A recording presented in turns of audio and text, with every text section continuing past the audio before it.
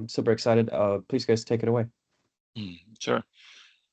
So we are the UNCF team. It's Marcelo, Jontin, not here present, Marcellus, Sina, Victor, and me. And we're gonna start with Victor's research. So Victor, you can take it away. Just let me know when you want me to move to the next slide. All right. Yes. So basically, what I did this semester was focus on NVMet and like how to use NVMet, and then in order to compare it with the open foam that we have now. So my initial goals through this process was to test how different leaf shapes and plant setups end up affecting the environment.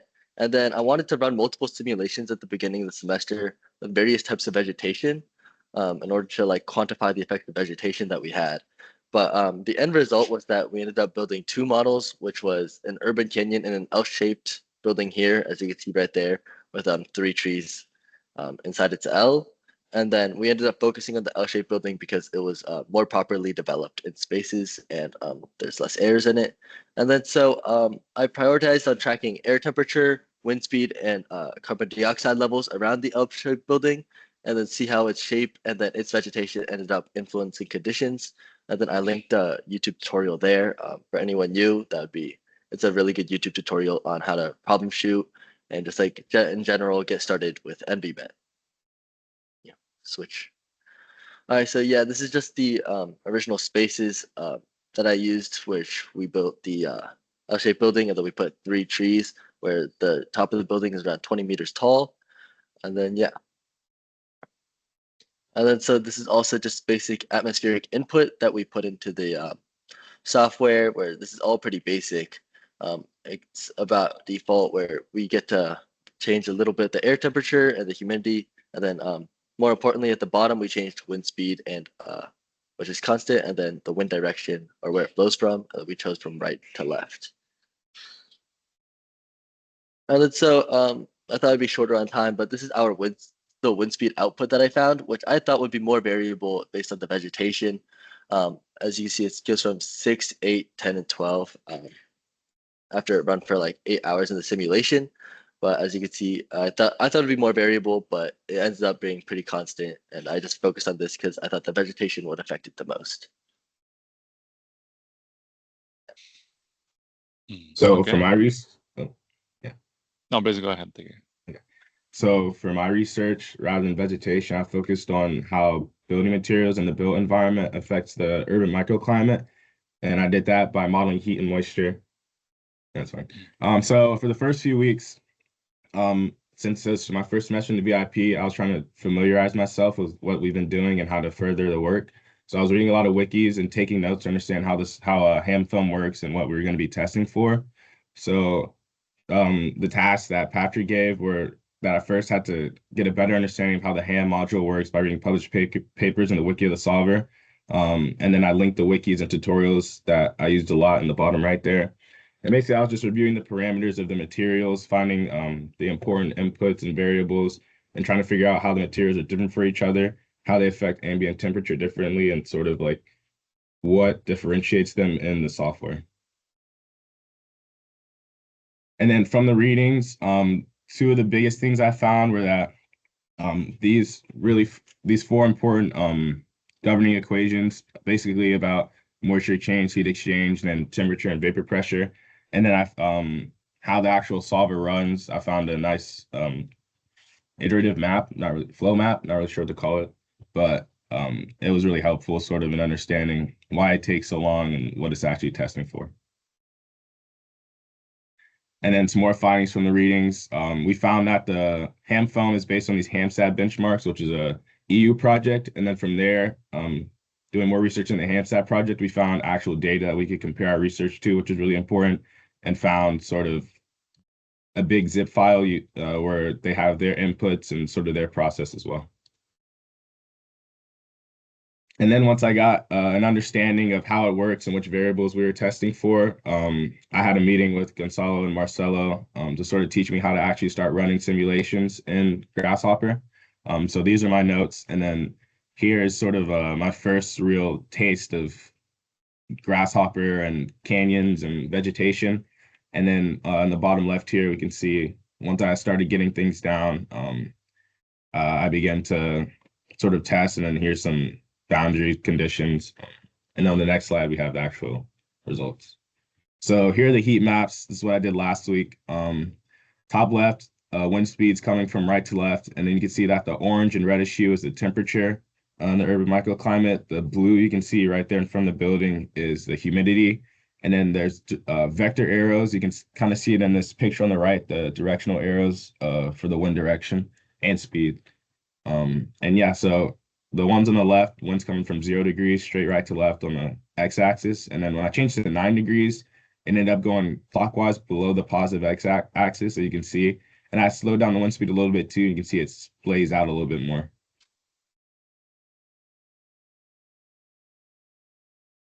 Okay, Marcelo, this is you. Yes. So this approach started with the goal to perform several visualization techniques for the resulting geometry from the OpenFOAM, the polymesh process, right? So we started, can you go back to the previous one? Okay, so we started looking at some of the main suspicious things that were happening when trying to run large cases.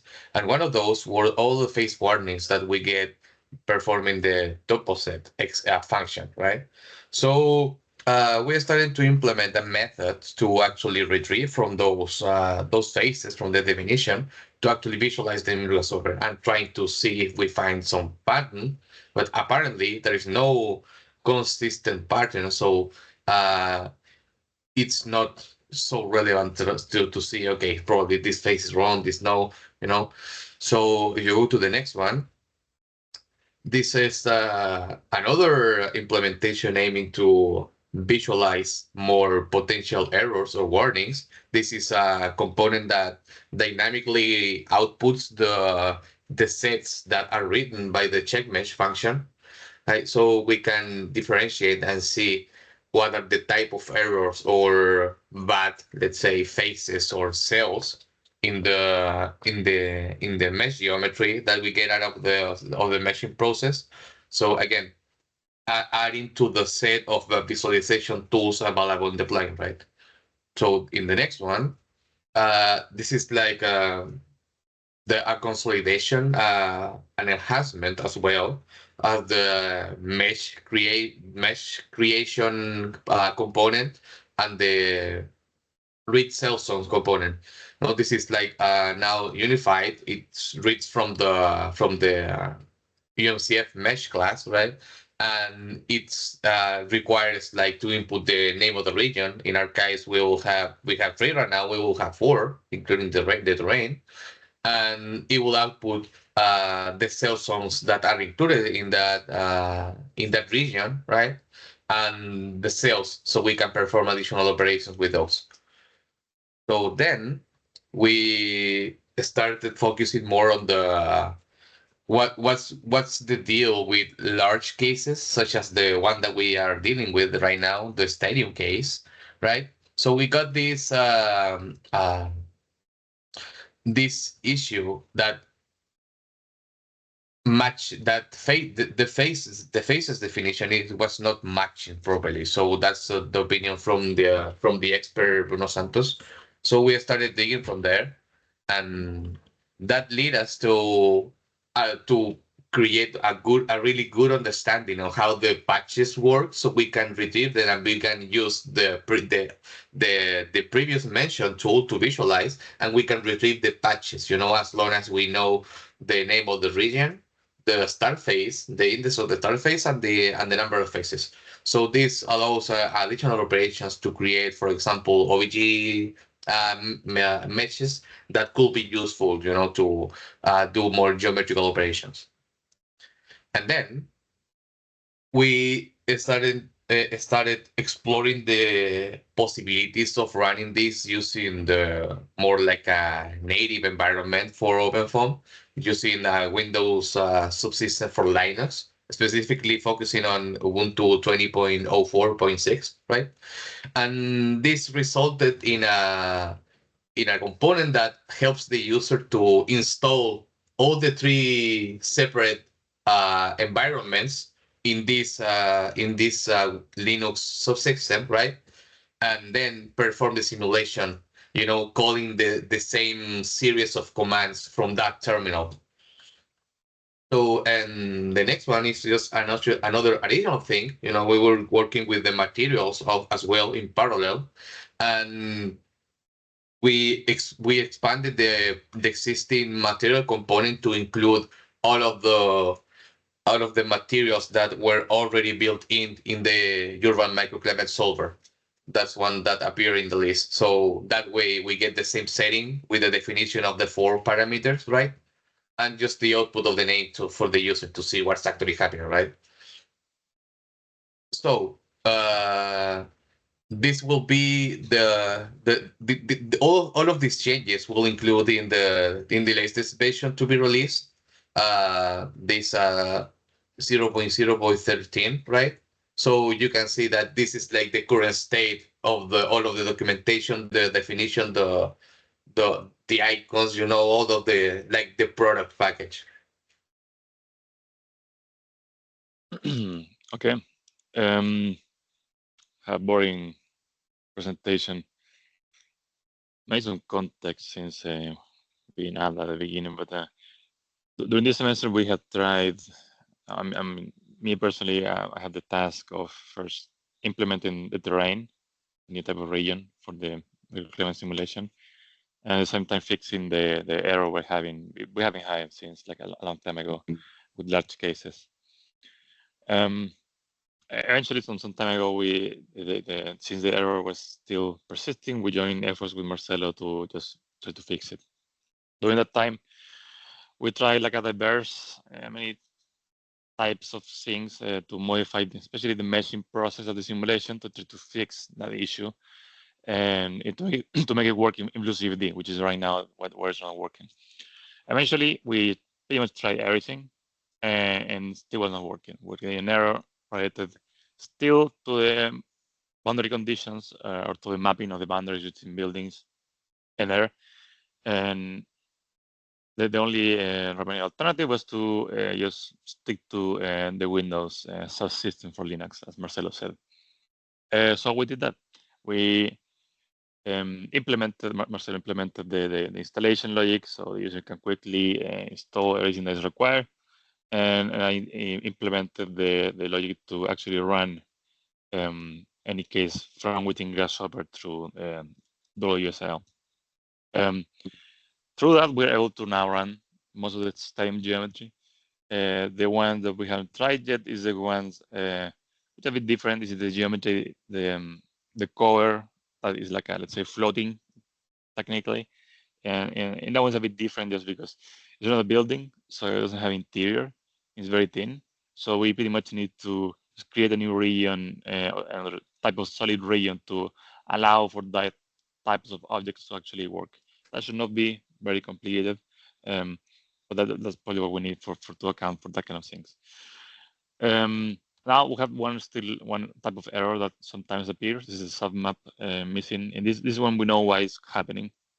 During the view factor generation command, which uses the view factor dictionary, at some point we have a very large case. The projection of the rays that are used to make the view factor approach reach like a limit, and that when that limit is reached, no submap file is created, and then when you run the actual simulations, you're going to throw this error. So Athena has some experience with that, and we know how to minimize the occurrence of this error, or how to, let's say, reduce the resolution of how the rays are projected to actually avoid this issue. At the same time, the terrain region is now optional. It's there, but we haven't tested it yet with the Windows system for Linux. So last time I tested that, it wasn't working, but now that we know this is working through to the WSL, maybe we'll have to explore more options to actually try that, but that's not done yet. I call them other small things because as we were trying to solve this error, we found many other small things that we were improving and testing. So now the simulation domain is like adjusted automatically to create at the end like a background mesh with a perfectly cube, so equal size voxels or cells. We also have like an option to probe any type of region. It was primarily for Marcellus to probe inside the buildings. Also, we release now and we merge with Marcelo all the development into like a single branch in GitHub, and that includes the new version of how we modify files through the functional logic that has been implemented for a while with the merge yet. So pretty much we decided at the end now to merge everything we have done, put it all together, and package it in a nice enough way so people can actually use it. And that included, of course, now to go run anything. Well, of course, we get to keep testing through the WSL approach, and we have all the finalized sense of the product with all the icons and all the tools that we need to do all the visualizations, all the messaging that Marcelo has been working on. Now, to end here, what's next is we have to implement the pilot run to the WSL. We only tested with single, of course, very slow. So, but we don't expect that to be very complicated to make it work. Right now, we're only running through WSL, so we have to get like a small option to run it through also for this to choose between BlueCVD and Linux. Also very simple, it's just like another one more input to the component. We haven't implemented program surfaces, which could be quite useful, I think. So we had to do that too for a different objective, that to calculate some of the inputs for the comfort calculation. To facilitate the way you debug when you have the submap error, we need to add like a component to control directly the de-facto parameters. Again, fairly simple. A more complicated ones, the ones before, so I had to test the terrain to see. Now that we have like the basis of how that is working, now we can actually start testing what to fix with the terrain. So the lay of the terrain is there, but I'm sure it's not gonna work like at the first time. We'll have to do more testing to actually make it work. One important step now that we're using Linux, and we know, according to Bruno, that there was probably there's a good chance there was like some miscalculation and going on there. So it will be good to compare actually in small cases with the BlueCVD approach works. We should compare the results between the two of them to see if there's like a significant difference. So we can more, in a way, to just like a self-verification of the results. Other than that, just if you want to keep trying with BlueCVD, we'll probably need to wait for ETH people or other expert on this particular solver to send like a large case so we can see what exactly they are doing to make it work. That's like my opinion on how we should proceed. But that's it. Thank you. Awesome, guys. Thanks so much for this overview. Let me take one note here real quick, and then I'll continue talking.